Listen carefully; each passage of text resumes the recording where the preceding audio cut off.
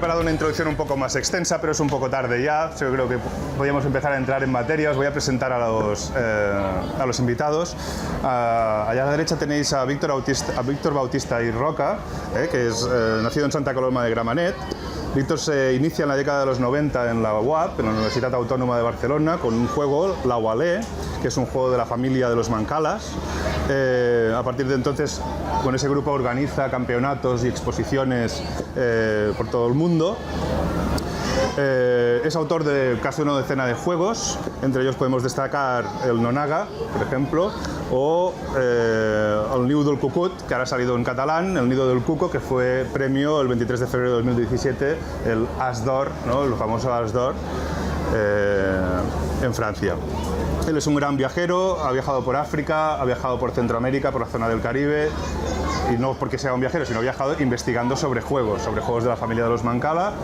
Y no sé si, por ejemplo, el Hoyito, que es un juego que... Es un juego de Mancala. Es un juego de la familia de los Mancala también. Tiene algunas publicaciones, como por ejemplo Africa Hidden Inside a Small Hole, o por ejemplo en la revista de intervención socioeducativa El Joc, una eina educativa, que están en abierto y se pueden consultar. Además, tiene un extenso palmarés, que he tenido que quitar un par de páginas, sobre una cantidad ingente de campeonatos de juegos de la familia de los Mancala a los que ha asistido. Podemos destacar en 2010, por ejemplo, fuiste invitado en Kazajstán, ¿no? En Astana, a uno de estos campeonatos, y aparte de estos campeonatos ha organizado exposiciones, ha trabajado en experiencias gamificadoras y de ludoteca en el entorno presidiario, en la Modelo, por ejemplo, en Quatre Camins Jove. Y una de estas exposiciones, jocs tradicionals de moviment d'arreu del món. ¿Qué significa esto de moviment? Juegos de movimiento. Juegos, en que haya algún tipo de actividad física. Era una exposición que hacía los departamentos de la, ¿cómo se llama?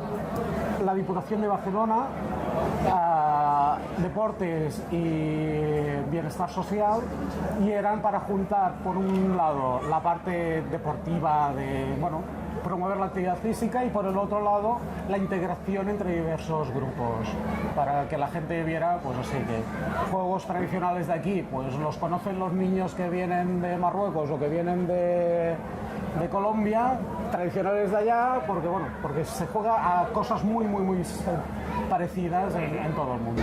Súper curioso, ¿no? Que se juega el mismo juego que aquí, que en Marruecos, que en Colombia. Sí. ¿Podemos hablar de juegos de exterior, a lo mejor, o juegos de... Igual que hablamos de juegos de mesa, pues... Desde, qué sé yo, la rulla, el círculo, eso típico que habéis visto seguro en 50.000 fotos de niños en África o en Haití, un círculo de bicicleta y un palo y... Correcto. Bueno, pues esto, si preguntáis a gente aquí que tenga 80, 90 años, han jugado seguro. Pero ahora mismo están jugando niños en países, bueno, por todo el mundo, a lo mismo. Muy bien. También tenemos a nuestro compañero Alberto Corral, otro autor prolífico, vamos a llamarlo, de bastantes juegos. Alberto fue ganador del premio en Granollers en el año 2008. ¿Con qué juego fuiste ganador? Con Civicar. Con el Civicar. Muy bien, además tiene otros juegos por los que seguramente lo conoceréis, como por ejemplo el Náufragos, o el Miguel Strogoff, o el River Up.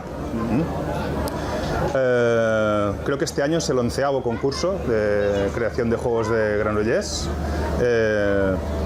O sea que desde 2008 han pasado ya 3 o 4 añitos. Ya sí. cambiado mucho la industria.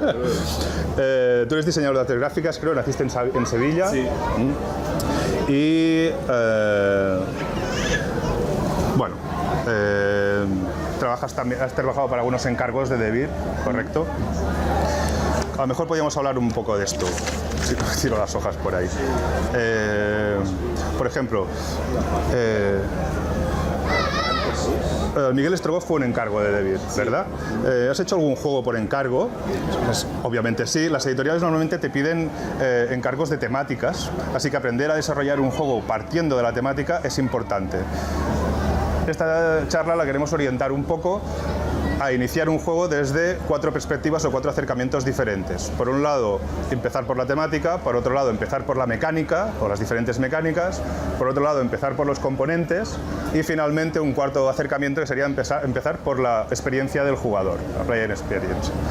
En este caso, claramente, te propusieron primero una temática y tuviste que desarrollar todo el juego a partir de aquí.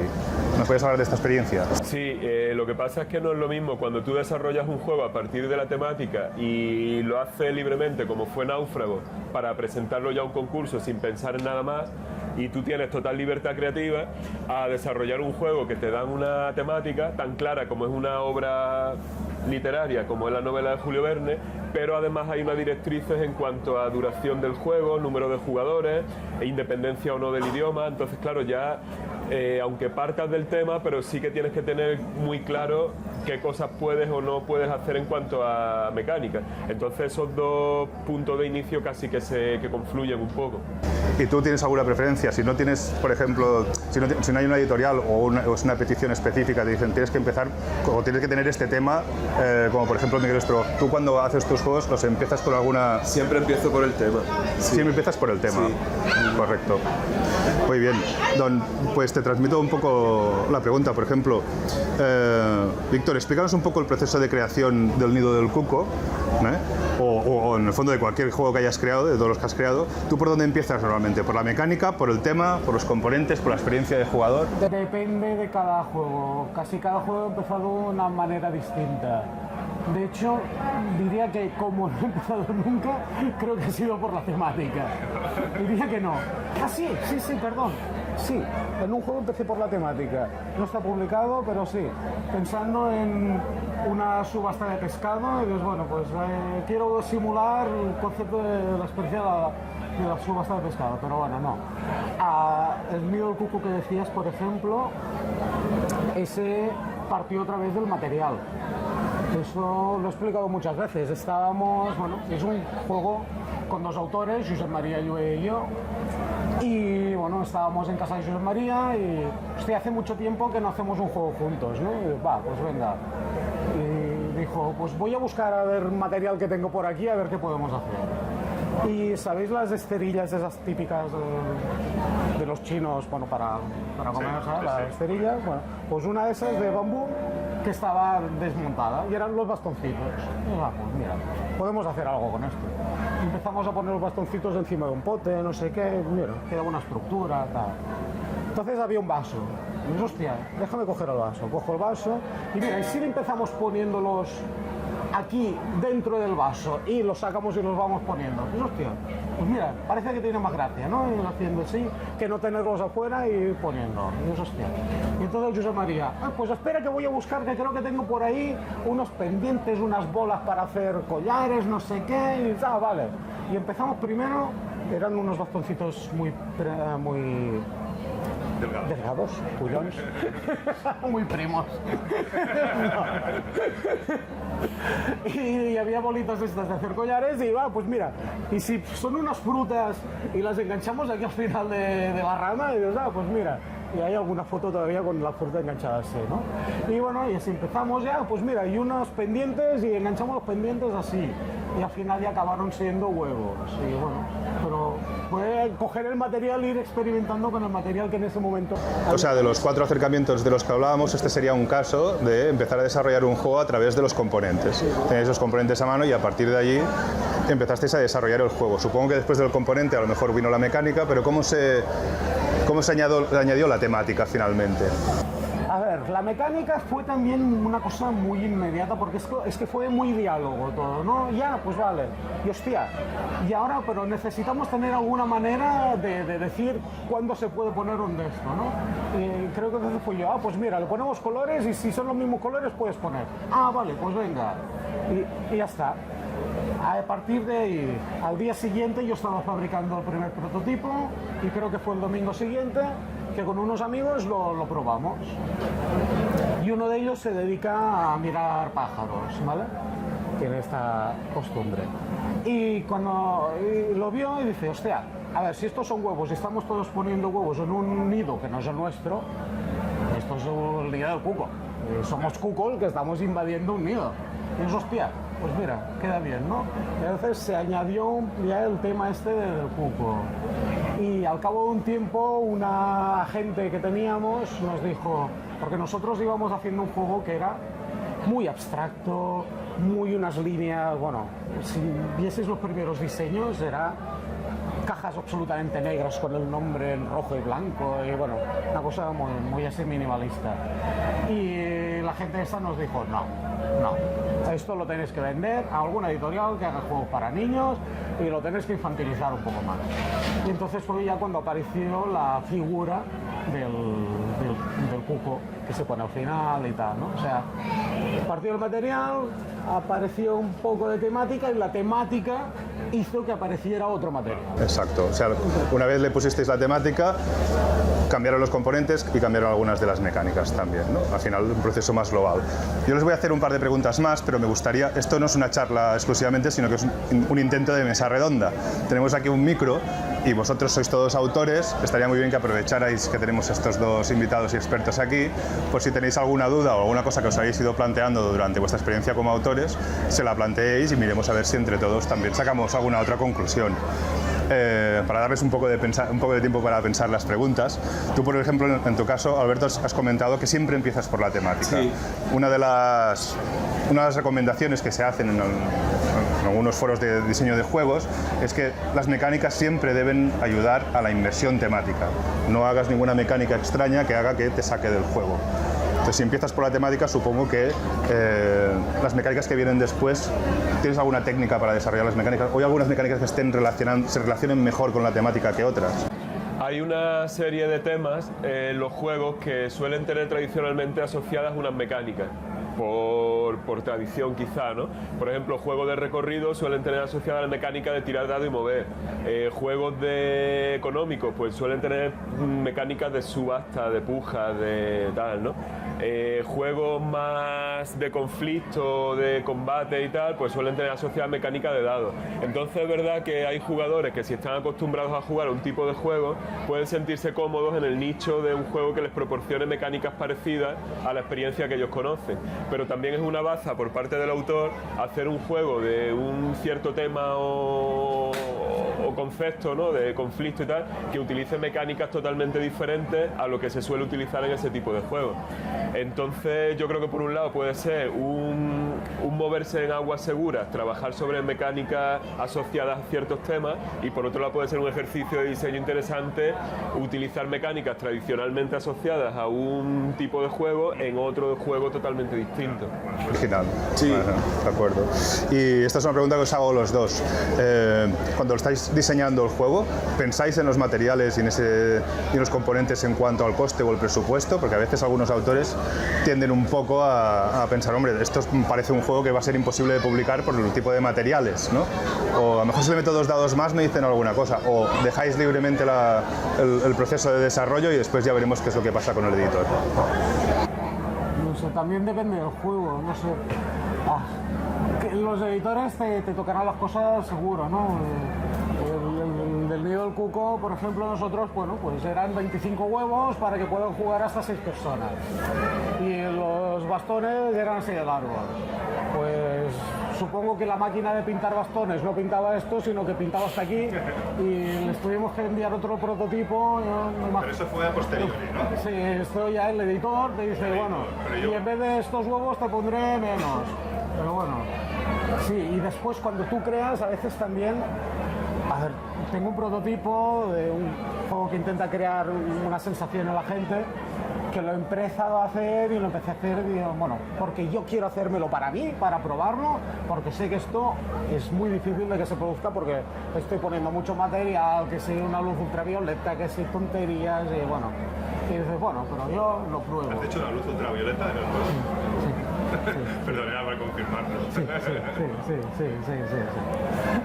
Bueno, y dices, tengo claro que esto será muy difícil de que se llegue a producir, pero bueno, me gusta y a ver si llega algo. Bueno, o sea que a priori dejas volar la imaginación y después ya lo negociaremos con los editores. En tu caso, Alberto, ¿lo piensas también? Yo sí lo pienso, porque ya piensas un poco en lo que todos los que jugamos o leemos libros o lo que sea, siempre tenemos una serie de productos como referencia, ¿no? Entonces sabes que el tipo de juego que tú estás haciendo encaja en una línea de producción, ¿no? O sea, yo no voy a hacer un juego que necesite un tablero pues como esta mesa de grande, porque no lo hay en ningún otro juego y no sería necesario. Si haces cartas, sabes que las planchas vienen a 110 y son cartas tipo Magic. Entonces sí que te adaptas un poco al estándar. En mi caso a lo mejor también un poco de formación profesional, porque como vengo del negocio de las artes gráficas, allí sí sabes que cuando haces cualquier material impreso hay unos tamaños determinados de pliego, hay unos tamaños de papel en los cuales se optimiza la producción, y eso es una cosa que tengo yo ya casi interiorizada, ¿no? Incluso antes de empezar a conocer de verdad los entresijos del mundillo lúdico concreto, ¿no? Muy bien. Interrumpidme si queréis hacer alguna pregunta, ¿eh? Levantáis la mano y os paso el micro. O sea, lo de las 110 cartas, eso sí. Eso sí. Sí, ¿Podríais dar algún consejo sobre componentes si no os paséis de tanto o a lo mejor entraría un poco mejor con este tipo de componentes? Es una cosa muy genérica, ya lo sé.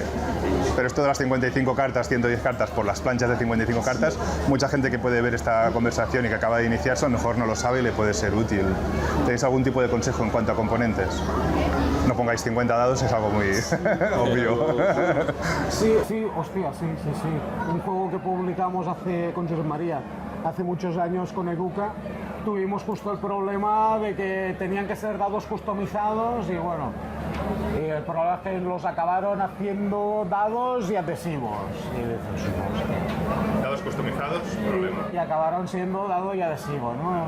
Ahora supongo que esto ya sería más fácil, esto debió ser hace unos 10 años. Pero bueno, cosas de estas has de pensar que, bueno, que lo harán más difícil de producir. Sí. Yo creo que cuando llegas a crear juegos ya como autor es porque ya tienes un bagaje como jugador. Y ya tienes un poco por intuición lo que sabes que es un poco inviable, o sea, si tú dices yo quiero meter un juego con 100 dados o 300 o 400 cartas, sabes que eso vas a tener un hándicap gordo para publicarlo, ¿no? Ahora que también es verdad que si crees que es el juego de tu vida o que vas a revolucionar porque el otro día lo hablamos y me preocupa, sí que es verdad que me preocupa un poco que con los autores nos encajonemos en esos estándares, o sea, que sean las editoriales las que nos digan, oye, tienes que entrar por aquí, tu juego no puede durar más de 1 hora y media, tiene que tener 110 cartas como mucho y tal, porque en realidad nos estamos limitando la creatividad, ¿no? Claro, entonces siempre siendo realista con lo que tienes entre manos, pero dices, yo quizá esto no lo pueda publicar, pero si yo creo que esto es como debería de ser el juego, tírate a la piscina y hazlo, ¿no? Si tu juego lo necesita. Lo que pasa es que yo creo que todos los autores deben pensar, o debemos pensar, o pensamos que nuestro juego, por original que sea y muchos componentes que tenga, realmente vale la pena, pero en un momento determinado también estaría bien observar unos ciertos límites. Pero vale la pena quizá para que te lo publique un editor, pero a lo mejor tu juego, si es algo experimental, que lo quieres hacer con 400 cartas y tú eres consciente que no lo vas a publicar, liberarlo en print and play. O sea, ahora mismo siempre pensamos en crear juegos para vender y ganar dinero, ¿no? Pero bueno, también puede ser que tú hagas eso si realmente quieres ganar dinero con esta afición, pero que si tienes algo muy de autor, tienes también otros canales y otros medios para sacarlo sin que pase por el beneplácito de un editor. O sea, puedes liberarlo en print and play si no quieres ganar dinero y solo quieres reconocimiento, o puedes sacar una campaña de mecenazgo y tirarte a la piscina a ver si la gente cree en lo que tú estás haciendo. Por ejemplo, algunos juegos que hay ahora actualmente en crowdfunding que tienen algunas mecánicas que podríamos decir que son un poco arriesgadas o muy originales, ¿no? Por ejemplo, el juego este de las cartas cuadradas Seven Continent es un monster que ninguna persona, creo, en sus cabales le presentaría a un editor, ¿no? Porque ¿dónde vas con eso? Con 3.000 tarjetas. Me ocurre también un juego que se llama Faceless, que está ahora en crowdfunding, que usa unos imanes, ¿no? Y un movimiento con imanes, o el Polarity que... Es que a veces eso también es lo que te distingue de claro. hacer siempre los juegos que hace todo el mundo, ¿no? O sea, ¿vosotros aconsejaríais que arriesguen un poco? 25 y 75. Bueno, nosotros con el Nido del Cuco nos hemos pasado, no sé, 4 o 5 años creo que fue buscando editor, justamente porque todo el mundo nos decía, esto es muy difícil, hacer los bastoncitos, los huevos, no sé qué, una base, y hasta que no encontramos a Java, y Java se pasó precontrato, ¿vale? Pero primero hemos de ir probando diferentes tipos de materiales para los huevos para ver si al final os lo cogemos o no. O sea, me dices que todo un Asdor estuvo 4 años dando vueltas buscando editorial. Sí. Unas cuantas editoriales nos dijeron que no.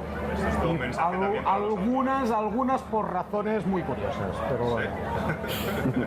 Bueno, mira, no diré el nombre de la editorial, pero sí, una editorial alemana. La razón que nos dijeron que sí que les había gustado y tal, pero que no lo cogían porque en algunos momentos para jugar bien te tenías que levantar de la silla para ver bien dónde ponías el huevo. Y que eso no... Y eso no. Y hostia, vale, pues de acuerdo. Suena un poco excusa casi, ¿no? Ya, pero no sé, dime que no te gusta y ya está. Pero es que es un problema que se tengan que levantar de la silla y dices, vale, de acuerdo. No. Marco, ¿quieres hacer una pregunta? Una pregunta. Como creadores, ¿pensáis en el público objetivo al tema de inicio del juego o es la editorial quien marca eso y nosotros no os preocupamos? Si es un encargo, siempre hay un público. Y de hecho, como las editoriales, su propósito suele ser vender el mayor número de juegos posible, el público suele ser siempre el mismo, que es el público familiar. A no ser que sea un encargo muy... porque la editorial quiera algo más de corazón que de venta, ¿no? Y cuando lo haces por ti mismo, yo creo que también, porque al fin y al cabo si lo haces solo porque te guste a ti, tú eres un público también, o sea, eres un tipo de jugador. Entonces, si te quieres satisfacer a ti mismo, estás satisfaciendo a todos los jugadores que sean como tú, ¿no? Yo, a ver, te explico, nosotros, lo que os he dicho, el Nido del Cuco para nosotros no era un juego infantil. Era un juego pues de habilidad, qué sé yo, no sé, Bauzac, ¿no? Pues es un juego de habilidad, pero no para niños. Pues para nosotros iba por ahí. Pero hasta que una agente comercial nos dijo, no, mejor que lo cambiéis y tal. Y bueno, pues vale. Y así lo conseguimos vender, ¿sabes? No sé, pero claro, después sí, cuando haces un encargo, no sé yo. No sé si suena una serie que se llama Lazy Town, bueno, eso para niños y tal, bueno, pues Portugal está editado o juego los bosses deportivos de Lazy Town, ¿no? Y bueno, y es mío. Pues claro, cuando haces eso, evidentemente has de pensar exactamente que eso va para niños de tal edad y qué mecánicas y qué cosas les vas a hacer, porque tienes que tenerlo muy claro cuando es un encargo. ¿Hay alguna pregunta más? Recuperando un poco el tema y para ir ya finalizando, inicialmente los puntos de partida iniciales solían ser el tema, la mecánica, los componentes. Últimamente parece que está cogiendo mucho más peso la experiencia del jugador. Las sensaciones que quieres provocar en el jugador, y una vez has identificado la sensación que quieres provocar, lo vistes con un tema y lo construyes con unas mecánicas. Estas experiencias pueden ser causar confusión, causar un poco de caos, o ir muy deprisa, o presión del tiempo, frenesí, descubrimiento, convertirte en un héroe, etcétera, etcétera. Vosotros ahora, si os diesen la oportunidad de crear un juego desde cero, sin ninguna presión y sin ningún tipo de norma, ¿seguiríais escogiendo vuestras mecánicas habituales, o sea, lo que hacéis habitualmente para desarrollar un juego, en tu caso la temática, en tu caso a lo mejor cualquiera, porque en el fondo desarrollas con cualquiera, o empezaríais a pensar que a lo mejor la experiencia de usuario podría estar, porque hay gente que lo defiende y quizás podría estar de acuerdo, que las sensaciones que se provocan a los jugadores deberían ser la primera de las cosas que se evalúan? ¿Qué es lo que quiero provocar? ¿Qué sensación quiero provocar? Deberían ser una de las primeras cosas que se evalúan en un juego. Otra gente empieza por la temática porque quiere desarrollar juegos que generen una historia, ¿no? Que hagan storytelling, que generen una historia que cuando acabe la partida puedes decir, ostras, puedo acordarme de todo el hilo conductor, ¿no? De toda la estructura, el eje de esta historia. Si tuvieseis libertad total en estos momentos, ¿cómo lo enfocaríais? Bueno, y es que justamente uno de los últimos juegos que he estado probando, con algunos que están aquí, que los maté, lo siento, nació con la idea esta, que dices, hostia, pues mira, me viene de gusto crear un juego que provoque una sensación de ansiedad, de que nos atrapan, que hemos de correr para conseguir un reloj, el tiempo que va pasando, que nos va persiguiendo la sombra y que la sombra nos coge, que nos moremos. Y, bueno, y a partir de ahí, de ese concepto, pues empezó ya todo lo demás. Lo demás ha venido de esa idea inicial. Ajá. O sea, podemos decir que empezaste por la experiencia de usuario. Sí, esa fue la primera ¿Y qué idea. tal funciona el juego? ¿Has tenido feedback? Hay gente que, ya te digo, que los maté muy pronto, pero las pruebas que estoy haciendo están funcionando. Y gracias a ayer haberlos matado ellos muy pronto, hoy ya ha habido algún cambio de regla y una partida que hemos jugado, los 4 jugadores han salido súper encantados. Y bueno, pues mira, parece que... Gracias. ¿En algún caso has creado un juego empezando por la experiencia de usuario? Yo es que creo... ¿Por experiencia de jugador más que Yo lo que creo es que cuando eliges un tema, ese tema a ti te transmite ya una serie de emociones, ¿no? De por sí. O sea, y creo que la clave para diseñar un juego a partir del tema es saber identificar qué es lo que un jugador que jugara un juego de ese tema, qué sensaciones va a experimentar, ¿no? O sea, si yo creo un tema de carreras urbanas de coches, el juego debe transmitir vértigo y velocidad, ¿no? Y tensión, una especie de Ben-Hur urbano, ¿no? Entonces la experiencia de juego yo creo que se asocia al tema, ¿no? Un juego de piratas debe transmitir aventura, emoción, sentirte navegando libre por los mares, ¿no? Con el peligro de los buscadores de los Bucaneros. Corsarios, de los corsarios, de las naciones que van buscando a esos piratas, ¿no? Entonces hay una serie de emociones implícitas en los temas, como las películas. Cuando vas a ver una película de Star Wars no es lo mismo que ir a ver una película de amor, ¿no? Entonces la emoción que cuando yo voy a ver una película de amor voy a buscar una emoción diferente de la que voy a buscar cuando veo una película de piratas. Creo que los juegos deben buscar lo mismo, para mí, a través del tema, aunque es totalmente viable, evidentemente, querer hacer un juego pues de humor o de...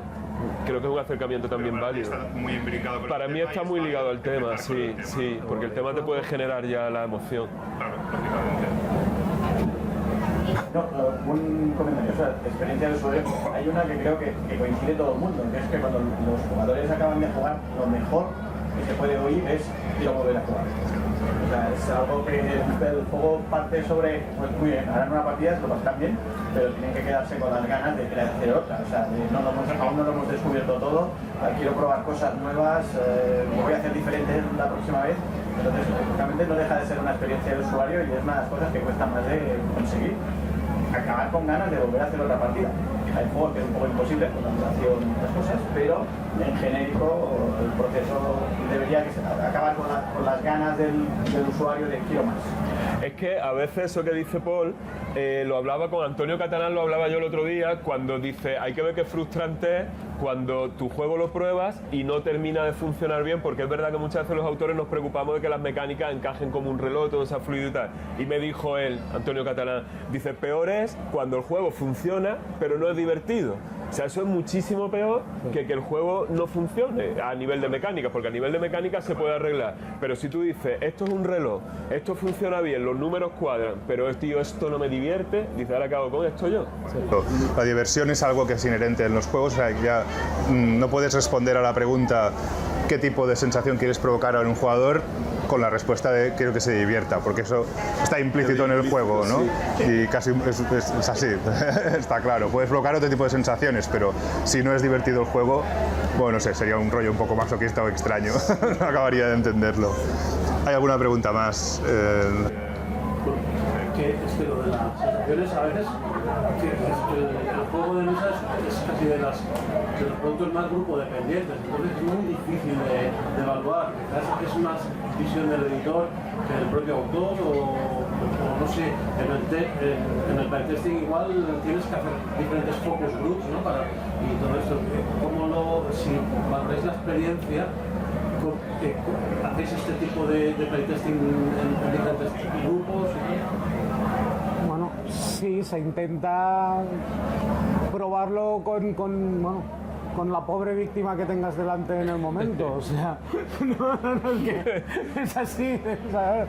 Intentar probarlo, lo típico, con la familia, con los amigos, con quien puedas, a ver, que entre dentro de tu público objetivo, ¿no? A ver, no voy a hacer a probar a una señora de 80 años con Parkinson, pues un juego de habilidad física, ¿no?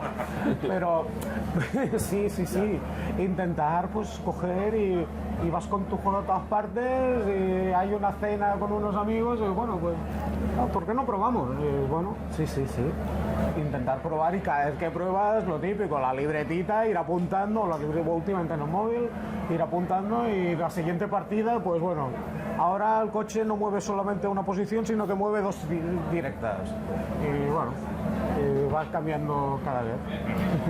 Yo creo que cuando a un grupo de jugadores habituales o amigos y tal les hacemos un playtesting o les pedimos que nos ayuden en un playtesting, es importante que el autor deje claro qué es lo que quiere probar en ese juego o a quién quiere dirigir el juego. Porque si yo, por ejemplo, tengo un grupo de amigos que les encantan los euros duros y les presento un juego y decir, oye, que este juego es para niños, quiero que lo valoréis como un juego para niños, no desde el punto de vista de un jugador de juegos europeos duros, ¿no?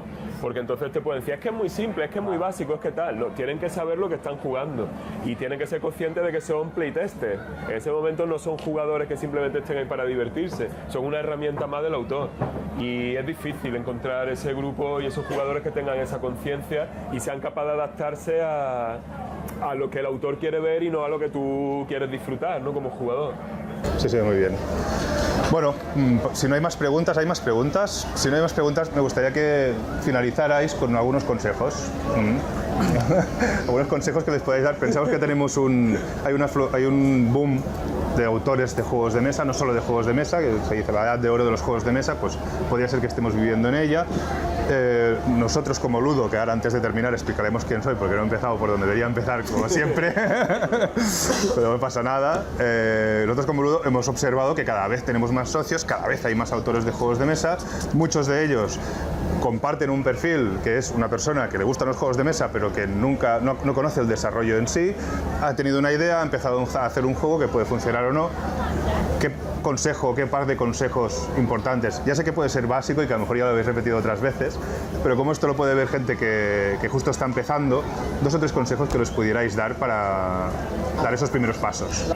La parte esta de probarlo y coger el feedback, pero además una cosa que es súper difícil, como mínimo a mí me pasa, y diría que a mucha gente le pasa, es ser capaz de aceptar ese feedback sin discutir. Que te dicen, es que esto no sé qué, vale, pues tú te callas y lo apuntas. No le digas, no, es que no has entendido que... No, sisplau, no, por favor, intenta aceptarlo y no entréis una dialéctica de no, que tendrías que haber visto esto, que no sé qué, no. Es que tú lo que quieres saber es si él no lo ha visto, y si no lo ha visto es importante que no lo vea tú. Te lo apuntas y vale, pues intentaré hacer algo para que la próxima vez esto se pueda ver. Pero no le intentes hacer entender que es él el que falla por no haber sido capaz de entender estas cosas. Esto creo que es bastante importante, porque si no además después es más difícil de que te vuelvan a hacer de textos. Ni que sea por eso. Yo mi consejo va un poco en esa línea, ¿no? Yo me referiría a tener la mente abierta. La mente abierta en cuanto a que cuando somos autores noveles, cuando estamos empezando a hacer nuestros primeros juegos, parece que depende mucho de nosotros que el juego sea bueno, ¿no? Y las injerencias de los demás, de los probadores, a veces pueden llegar como a molestar porque piensas que estás perdiendo como el control de tu obra, ¿no? Pero eso es un error muy grande, porque como igual que un juego puede ser similar a tener un hijo, entre comillas, ¿no? Un hijo sería peor persona si lo educan solamente tú como padre que si tiene una amplitud de miras y de conocimiento y de relaciones con la gente, ¿no? O sea, tu hijo va a tener mucho más calidad o emocional o como persona si tiene más contacto, ¿no? Pues los juegos es lo mismo. Cuando tú creas un juego, no tengas miedo de dejar que la gente lo pruebe, que te den críticas, de cambiar aquello que tú veas que la gente te sugiere que tú ves que es correcto, ¿no? Y no sientas que tu juego deja de ser tuyo o menos tuyo por el hecho de que esas personas te lo... Yo siempre he tenido la suerte de que he tenido, por ejemplo, como Paul o como Pedro Soto y tal, personas que han estado detrás de mis juegos para desarrollar y pulir aquellas cosas pues que yo por tiempo, por grupo de juego y tal, no he podido... Entonces, sin esas personas, mis juegos no hubieran sido a lo mejor tan buenos como son ahora mismo, sea como sean, ¿no? Pero, y no por ello yo me siento menos autor de ellos, sino al revés, me considero como compañero de esas personas que me han ayudado al desarrollo y tal. Entonces no ser egoísta en cuanto a la propiedad del juego, ¿no? Y dejar que la gente lo pruebe y lo valore y lo... Perder el miedo a incorporar esas críticas, luego siempre, claro, teniendo un poco la capacidad de siempre decir, oye, pues no, hasta aquí, ¿no? Este cambio no lo acepto, ¿no? Si tú consideras que... ¿En qué punto consideráis que un prototipo está listo para ser probado y que salga y que vea la luz? Hay gente que tiene la idea y esa misma noche crea el prototipo y lo saca tan verde como esté. Hay gente que le cuesta muchísimo. Hay algunos autores que llevan, os lo digo por experiencia porque he hablado con un par de personas que me han dicho exactamente lo mismo. Llevo un año desarrollando el juego y todavía no estoy seguro de si lo voy a llevar o no lo voy a llevar al rincón de autores, o lo voy a llevar o no. ¿A probarlo con otras personas? A hacer playtesting. No, con otras personas. Sí. Claro, ¿no? Sí, yo creo que el momento que ya tiene los componentes hechos... En cuanto a hacer la primer prototipo, vamos a dejar más lo... Claro, mejor tener un prototipo que esté demasiado verde. Da igual, es que al principio los primeros cambios son muy grandes, ¿no? O sea, son a lo bestia. Luego ya es como trabajo fino de reto cada vez más fino. ¿Alguno de vosotros quiere compartir algún consejo para la gente que pueda ver este vídeo sobre cómo empezar a desarrollar juegos o cómo empezáis algunos de vosotros? Paul. Yo añadí una parte aquí, que como autor cuando presentas los juegos, entiendo la parte, me encanta el comentario que haces tú, la mayoría de autores, su primer juego es su hijo. Entonces, ¿qué va a pasar?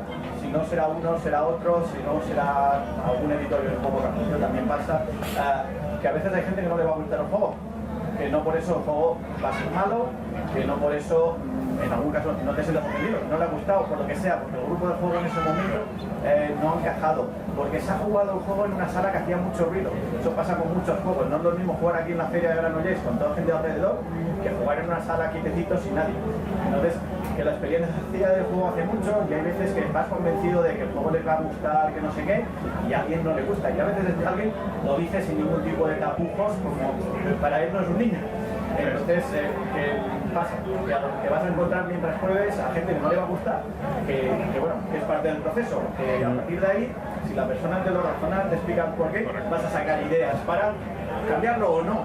O sea, es lo que decía él, tú escuchas todas las ideas, después los cambios tú eres el autor, haces los... Lo que pasa es que ahí orientamos un poco la respuesta hacia una parte ya media o final del desarrollo del juego, que es el playtesting. Lo que me gustaría es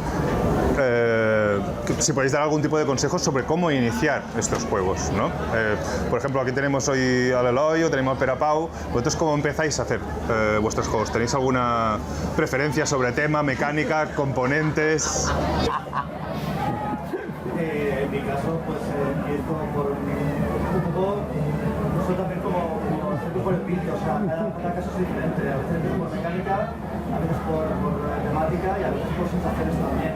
Creo que transmitir al jugador es un poco, cada caso es diferente, ¿no? Yo lo hago como... Es que ya no me acuerdo. Creo que...